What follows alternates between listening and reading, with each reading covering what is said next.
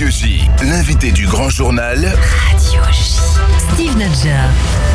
Bonjour Raphaël Bécache. Bonjour Steve, merci de me recevoir. Et merci d'avoir accepté notre invitation. Vous êtes trésorier de DiploAct France, un programme visant à combattre la désinformation et l'antisémitisme en France. Un projet dont l'une des particularités est d'être porté par des étudiants franco-israéliens, puisque la désinformation porte en l'occurrence sur l'État d'Israël. Pourquoi est-ce que vous vous êtes engagé d'abord dans cette initiative qu'on imagine pas simple à mener sur le terrain ? Alors, je me suis engagé dans cette initiative parce que je suis arrivé en Israël en 2010 de France, et ça fait que j'ai une certaine relation avec la France et je vois ce qui se passe en France de par ma famille, de par les médias. Et après avoir fait l'armée, après avoir servi le pays d'Israël, j'ai pu voir qu'il y avait une énorme différence entre ce que j'ai vécu, moi, les endroits où j'ai été personnellement, et ce qui a été retransmis dans les médias français. Et c'est pour ça que j'ai eu envie de rejoindre ce projet DiploAct qui rejoignait cette vision et cette envie de combattre la désinformation et les messages qui n'étaient pas à la réalité en Israël. Alors la première délégation de ce projet en France a été lancée en mai 2022, l'année dernière. Qu'est-ce qui distingue selon vous la désinformation à l'égard d'Israël dans les universités françaises de celle qui a cours dans les campus américains ou anglais où ce programme existe également ?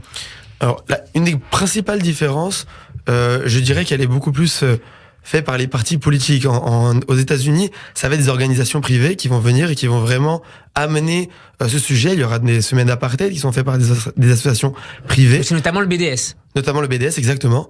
Là où en France, il faut dire qu'ils sont un peu plus faibles qu'aux États-Unis. Mais ici, les partis politiques ont par contre un avis bien plus pris. Là, aux États-Unis, les démocrates et les républicains évitent le sujet ou ne vont pas avoir un parti plutôt favorable sur Israël. Ici, les partis politiques prennent un parti et du coup, ça influe directement sur les étudiants. Quels sont les arguments, Raphaël Bécache, auxquels vous êtes confronté sur le terrain ? Vous venez de terminer une semaine de tournée dans les facs, à Paris, en Ile-de-France et à Lyon. Qu'est-ce qui revient régulièrement sur le terrain ? Pour moi, il y a deux accusations, fausses accusations, qui reviennent très souvent.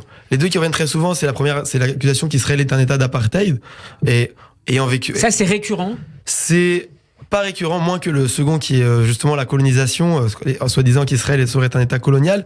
Mais ça arrive et c'est ceux qui vont le dire, c'est très ancré chez eux, ils en sont complètement sûrs, ils sont surpris quand on leur raconte que voilà, j'ai étudié à Beersheva, je vis au quotidien à côté d'Arabes israéliens, le diplomate israélien en France aujourd'hui est un Arabe israélien, et ils sont très surpris de cela. Le deuxième argument. Donc ça marche, au moins partiellement sur certains étudiants. On sait que d'autres sont farouchement opposés à Israël et persuadés de... Je sais pas si ça les convainc, mais ce que je suis sûr, c'est que ça nuance les points de vue qu'ils auront. Il y en a certains qui arrivent avec une idée vraiment très fermée, très biaisée par justement cette désinformation, et le fait de discuter, le fait d'avoir une parole face à face permet effectivement d'avoir une nuance sur la discussion et de changer la situation. C'est parfois la première fois qu'il rencontre un Israélien ? La plupart du temps, c'est la première fois qu'il rencontre un Israélien. On va dire que j'ai personnellement parlé à une 50aine d'étudiants lors de cette semaine. Il y en a eu 2 qui ont rencontré un Israélien. Donc c'est vraiment l'immense majorité qui n'ont pas rencontré. Alors vous avez visité au total avec les autres membres de ce projet-là 10 universités, si je dis pas de bêtises. Comment s'est passé l'accueil dans certaines facultés considérées comme des bastions universitaires de la palestinophilie en France ? Alors ça dépend vraiment. À d'endroits on a été surpris, j'ai envie de dire en bien. Des exemples, ça a été Nanterre où on a pu réussir à discuter avec énormément de gens. Il y a d'autres endroits où malheureusement on a vu un changement négatif par rapport à l'année dernière. Je pense notamment à Saint-Denis où on est arrivé, on a eu des discussions certaines intéressantes et certaines plus difficiles, mais surtout un tag sur les murs à côté d'un tag de Free Palestine, chose que pour le coup on va dire que ça ne nous choque même plus, mais dessous 39-45, soyez prêts, le retour. Et c'était d'une utilisation claire du conflit israélo-palestinien pour avancer des thèses antisémites. Et ça nous a, d'un côté, énormément choqué et attristé de voir ça.